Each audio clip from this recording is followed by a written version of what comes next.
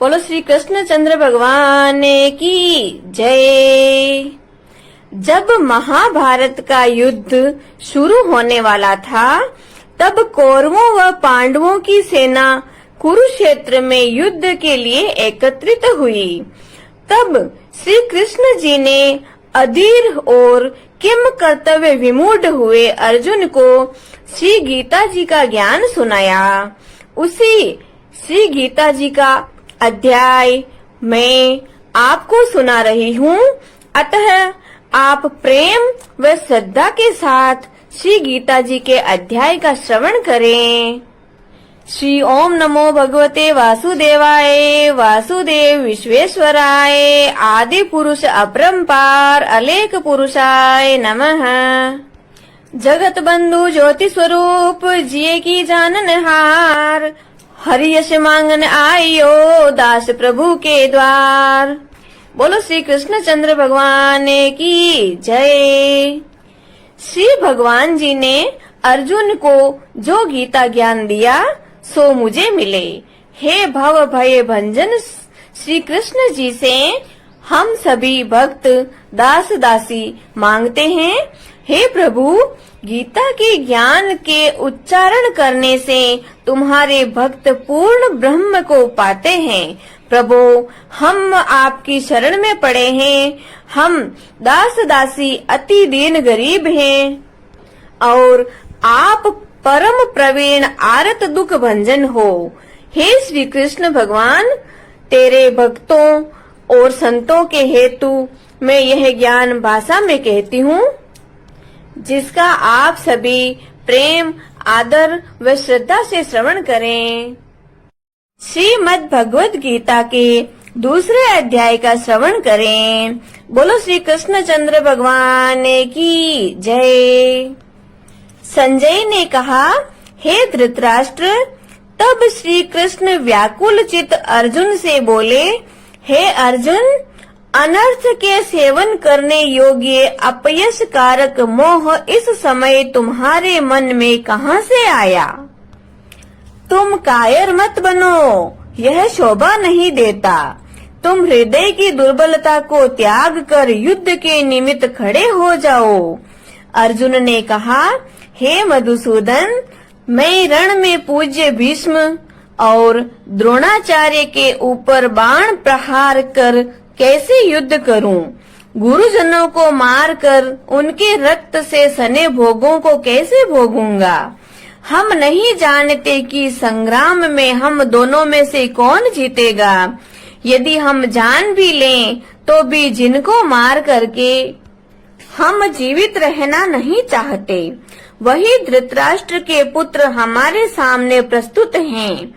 मैं आपसे पूछता हूँ, जिससे निश्चय करके मेरा भला हो वह मुझे समझा कर कहिए, क्योंकि मैं आपका शिष्य हूँ। मुझे शिक्षा दीजिए। मुझे पृथ्वी का निष्कंटक राज्य मिल जाए और देवताओं का भी आधिपत्य मिल जाए, तो भी ऐसा कोई उपाय नहीं दिखता कि जो मेरी इंद्रियों के शोक को दूर करे। हे गोविंद, मैं युद्ध नहीं करूँगा। यह कहकर अर्जुन चुप हो गया। संजय बोला, हे राजन, दोनों सेनाओं के मध्य में खिन्न होकर बैठे अर्जुन से श्री कृष्ण ने ये वचन कहे, हे अर्जुन, जिसके लिए शोक नहीं करना चाहिए तू उसके लिए शोक करता है, और पंडितों के से वचन तो कहता है, परंतु पंडित लोग न मरों का शोक करते हैं न जीवितों का। यह बात असंभव है कि मैं पहले न था, तुम न थे और ये राजा भी न थे और इसके बाद नहीं रहेंगे। जैसे देहधारियों की इस देह की लड़कपन, जवानी, बुढ़ापा ये सब अवस्था होती है, तैसे ही मृत्यु के बाद दूसरी देह की होती है। इसलिए पंडित लोग मोक्ष को प्राप्त नहीं होते हैं। हे नरश्रेष्ठ, सुख दुख को समान मानने वाले जिस वीर पुरुष को ये बाह्य पदार्थ क्लेश नहीं देते, वह मोक्ष पाने का अधिकारी है। असत वस्तु का तो अस्तित्व नहीं है और सम का अभाव नहीं है। इस प्रकार इन दोनों को ही तत्व ज्ञानी पुरुषों ने देखा है। जिससे सारा संसार व्याप्त है उसको अविनाशी जानो, क्योंकि इस नाश रहित आत्मा का विनाश करने में कोई समर्थ नहीं है।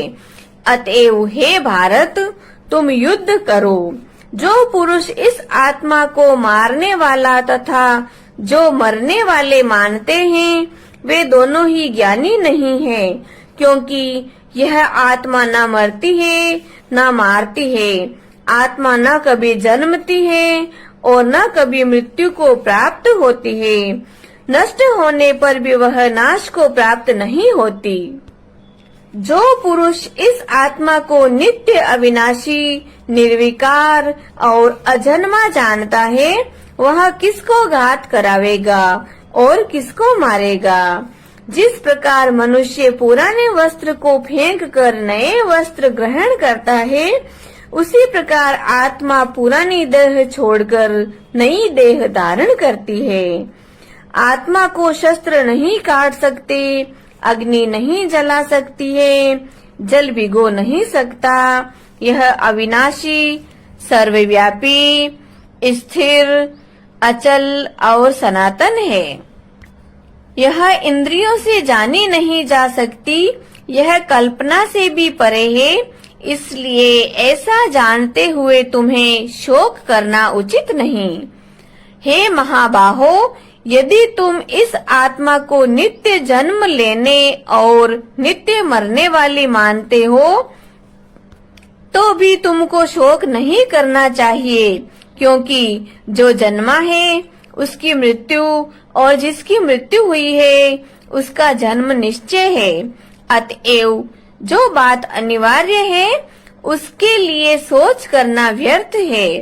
जन्म लेने से पहले क्या था किसी को मालूम नहीं, फिर मरने के पीछे क्या होगा कोई नहीं जानता। ऐसी दशा में किस बात का सोच करना तुमको उचित है। इस कारण सब प्राणियों के विषय में तुमको सोच करना उचित नहीं है। अपने धर्म को भी सोचकर तुमको घबराना उचित नहीं है, क्योंकि क्षत्रिय को धर्म पूर्वक युद्ध से और कुछ भला करने वाला नहीं है। हे पार्थ, बिना इच्छा किए स्वर्ग का द्वार रूप यह युद्ध तुमको स्वतः प्राप्त हुआ है। यदि तुम अपने धर्म के अनुसार इस संग्राम को न करोगे तो अपना धर्म और बड़ाई खो बैठोगे। सब लोग सदा तुम्हारी अपकीर्ति करेंगे और प्रतिष्ठा वाले पुरुषों के लिए अपयश का होना मृत्यु से भी बढ़कर है। ये महारथी समझेंगे कि अर्जुन डरकर संग्राम से हट गया और अब तक जो लोग तुम्हारा मान करते थे वे अपयश करने लगेंगे। शत्रु लोग तुम्हारे पराक्रम की निंदा करते हुए अनेक प्रकार के दुर्वचन कहें। इससे बढ़कर दुख तुमको और क्या होगा। यदि तुम युद्ध में नष्ट हो गए तो स्वर्ग का सुख भोगोगे और जीतने पर पृथ्वी तल पर राज्य करोगे। इसलिए युद्ध के निमित्त दृढ़ प्रतिज्ञ होकर खड़े हो जाओ। सुख दुख, लाभ हानि, जय पराजय इनको समान समझकर लड़ने के लिए तैयार हो। ऐसा करने से तुम पाप को प्राप्त नहीं होंगे। हे पार्थ, यह ज्ञानोपदेश ज्ञान योग के विषय में तुझसे कहा गया। अब निष्काम कर्म योग के विषय में सुन। जिस ज्ञान को पाकर कर्म बंधन से तेरी मुक्ति होगी, कर्म योग मार्ग एक बार प्रारंभ किए बिना कर्म का नाश नहीं होता और विघ्न पड़ने पर भी शुभ फल होता है। इस कर्म का केवल प्रारंभ ही संसार के भय से छुड़ाकर पूर्ण ब्रह्म प्राप्त कराता है। निश्चय करने वाली बुद्धि इस निष्काम कर्म में एक ही है और कामना वाले पुरुषों की बुद्धि एकाग्र नहीं रहती, उनकी शाखा प्रशाखाएं होती है। ऐसी दशा में मनुष्य संदेह में रह जाता है। हे अर्जुन, अज्ञानी उस पुष्पिता वाणी को ही स्वर्ग सुख से बढ़कर कुछ नहीं समझते। स्वर्ग सुख को ही जो उत्तम पुरुषार्थ समझते हैं, उनका कामनाओं से चित्त व्याकुल होने के कारण निश्चयात्मक बुद्धि से मोक्ष साधन को नहीं उत्पन्न होती। कारण कि उनका चित्त भोग आदि में सदैव निमग्न रहता है। जिन मनुष्यों का चित्त इस प्रकार मोह लिप्त है और जिनकी आसक्ति भोग विलास और ऐश्वर्य में है, ऐसे पुरुषों के अंतःकरण में निश्चयात्मक बुद्धि नहीं होती है। हे अर्जुन, वेद त्रिगुणात्मक यानी सकाम है। तुम निष्काम हो जाओ। सुख दुख को समान जानकर नित्य योग क्षेम आदि स्वार्थों में न पड़कर धीरजवान और आत्मनिष्ठ हो। जैसे छोटे छोटे अनेक जलाशयों में मनुष्य का कार्य सिद्ध नहीं होता है, बड़े जलाशयों से वे सब प्रयोजन अनायास ही सिद्ध हो जाते हैं। उसी तरह संपूर्ण वेदों में कहा हुआ काम कर्मों का फल ब्रह्म में भक्ति रखने वाले मनुष्य को सहज ही में प्राप्त होता है। तुमको केवल कर्म करना चाहिए, फल तुम्हारे अधिकार में नहीं। तुम न तो फल की अभिलाषा से काम करो, न निकम्मे ही रहो। फल की आशा त्याग कर कार्य की सफलता को समान मानकर तुम योगस्थ होकर कर्म करो। यही कर्म ज्ञान योग है। इस बुद्धि योग सहित कर्म से अन्य कर्म अत्यंत हीन है। इसलिए तुम बुद्धि योग का आश्रय ग्रहण करो। फल की इच्छा रखने वाले निकृष्ट होते हैं। निष्काम कर्म करने वाला पुरुष ईश्वर कृपा से इसी संसार में सुकृत तथा दुष्कृत इन दोनों ही का त्याग कर देता है। इसलिए तुम निष्काम कर्म में प्रवृत्त होवो। कर्म फल को त्याग कर ही बुद्धि युक्त ज्ञानी पुरुष जन्म बंधन से हटकर मोक्ष को प्राप्त होते हैं। जब तुम्हारी बुद्धि मोहवन के बाहर निकल जाएगी, तब तुम्हारा मन आगे सुनने वाली तथा हुई बातों से विरक्त हो जाएगा।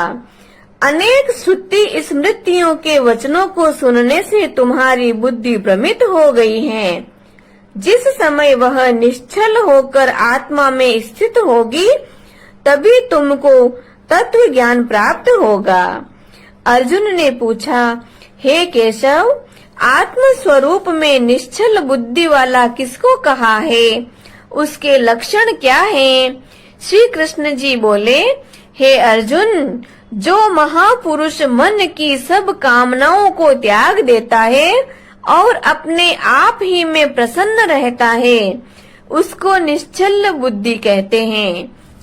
दुख में किसके मन को खेद नहीं होता और सुख में किसको आसक्ति नहीं होती, और प्रीति भय क्रोध जिसके जाते रहते हैं, वह महात्मा स्थिर बुद्धि वाला मुनि कहलाता है। जो शुभ पदार्थ प्राप्त होने से हर्ष नहीं करता, अशुभ से अप्रसन्न नहीं होता, उसी को स्थिर बुद्धि जानना चाहिए। और कछुआ जैसे अपने अंगों को सिकोड़ लेता है, उसी तरह जो पुरुष अपनी इंद्रियों को विषय से हटाता है, उसी की बुद्धि स्थिर जाननी चाहिए। निराहारी पुरुष के विषय घट जाते हैं, परंतु विषयों में उसकी चाह बनी रहती है। पर ब्रह्म का अनुभव होने पर वह चाह भी घट जाती है। हे अर्जुन, मोक्ष में प्रत्यक्ष करने वाले विद्वान व्यक्ति को भी प्रबल इंद्रिय बलात्कार से उसके मन को जीत लेती है। इसलिए सब इंद्रियों को विषयों से रोक मेरे विषय में तत्पर हो जावे, जिसने इंद्रियों को वश में कर लिया है उसकी बुद्धि निश्चल है। जो पुरुष विषयों के ध्यान में रहता है उसकी प्राप्ति हो जाती है। प्राप्ति होने से कामना होती है। इच्छा के पूर्ण न होने से क्रोध की उत्पत्ति होती है। क्रोध से अविवेक होता है। अविवेक से स्मरण शक्ति नष्ट हो जाती है। स्मरण शक्ति के नाश होने से बुद्धि क्षय होती है। जिसकी बुद्धि का नाश हुआ वह विनाश को प्राप्त होता है। जो पुरुष राग द्वेष से रहित हो अपने मन को वश में रखता है वह शांति को प्राप्त होता है। शांति मिलने पर सब दुखों का नाश हो जाता है। प्रसन्न चित्त वाले की बुद्धि निश्चल होती है। जो पुरुष योग युक्त नहीं है उसकी निश्चल बुद्धि उत्पन्न नहीं होती। ईश्वर में भावना नहीं होती। भावना के न होने से शांति प्राप्त नहीं होती। अशांत को सुख कहाँ से मिलेगा? जैसे वायु नाव को जल में खींच ले जाती है उसी प्रकार इंद्रियां उस पुरुष की बुद्धि का नाश कर देती है। जिसका मन विषय सिद्धि से इंद्रियों के पीछे लग जाता है। इस कारण हे महाबाहो, जिसने इंद्रियों को विषयों से सर्वथा रोक रखा है उसकी बुद्धि स्थिर है। जो सब प्राणियों की रात है उसमें संयम में जागता रहता है और प्राणी मात्र जिस समय जागते हैं मुनिजनों की वह रात्रि है। जल से भरे समुद्र में और नदियों का जल भरने पर भी वह अपनी मर्यादा पर बना रहता है। उसी प्रकार जिस पुरुष में इच्छा के न रहने पर भी सब विषय भोग प्रवेश करते हैं उसी को शांति मिलती है। विषयों की इच्छा करने वाले को शांति नहीं मिलती। जो सब कामनाओं को छोड़कर तथा इच्छा रहित विचरता है और ममता अहंकार जिसमें नहीं है वह शांति को प्राप्त होता है। हे पार्थ, ब्रह्म स्थिति यही है। ऐसी स्थिति मिल जाने पर प्राणी फिर मोह में नहीं फंसता और अंत समय में निर्वाण ब्रह्म को प्राप्त होता है। बोलो श्री कृष्ण चंद्र भगवान की जय। बोलो श्री विष्णु भगवान की जय। इति श्रीमद् भगवद गीता सुपनिषद सुब्रह्म विद्या योग शास्त्रे श्री कृष्ण अर्जुन संवादे आत्म संयम योगो नाम द्वितीय अध्याय संपूर्णम। अब हम गीता जी की आरती करते हैं। बोली श्रीमद् भगवद गीता की जय। जय गीता माता श्री जय गीता माता। सुख करणी दुख हरणी सुख करणी दुख हरणी तुमको जग गाता। जय गीता माता। जय गीता माता मैया जय गीता माता। सुख करणी दुख हरणी सुख करणी दुख हरणी तुमको जगे गाता। जय गीता माता। अज्ञान मोह ममता को छिन में नाश करे ओ मैया पल में नाश करे। सत्य ज्ञान का मन में सत्य ज्ञान का मन में तू प्रकाश करे। जय गीता माता। शरण मेरे जो आवे तेरी मति प्राप्त करे ओ मैया, तेरी मति ग्रहण करे। पाप ताप मिटे जावे, पाप संताप मिटे जावे, निर्भय भव सिंधु तरे। जय गीता माता। रण क्षेत्र में अर्जुन जब शोकाधीर हुआ ओ मैया, शोकाधीर हुआ। कर्तव्य कर्म तज बैठा, कर्तव्य कर्म तज बैठा, बहुत मलिन हुआ। जय गीता माता। तब कृष्ण चंद्र के मुख से तूने अवतार लिया ओ मैया, तुमने अवतार लिया। तत्व बात समझा कर, सार बात समझा कर, उसका उद्धार किया। जय गीता माता। शरीर जन्मते मरते, आत्मा विनाशी ओ मैया, आत्मा विनाशी। शरीर को दुख व्यापे, शरीर को दुख व्यापे, आत्मा सुख राशि। जय गीता माता। अतः शरीर की ममता मन से त्याग करो मैया, हृदय से त्याग करो। आत्म ब्रह्म को चिन्हो, आत्म ब्रह्म को जानो, उससे अनुराग करो। जय गीता माता। निष्काम कर्म नित्य करके जग का उपकार करो मैया, सबका उपकार करो। फल वांछा को त्यागो, फल वांछा को त्यागो, सद्व्यवहार करो। जय गीता माता। मन को वश में करके इच्छा त्याग करो मैया, तृष्णा त्याग करो। निष्काम जग में रह कर, निष्काम जग में रह कर, हरि से अनुराग करो। जय गीता माता।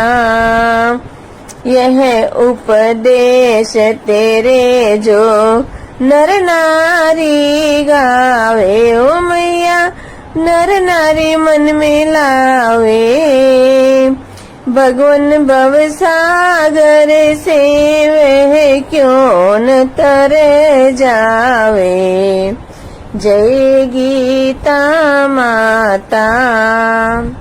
जय गीता माता श्री, जय गीता माता ओ मैया, जय गीता माता ओ मैया। जग की तुम दाता, सुख करणी दुख हरणी, सुख करणी दुख हरणी।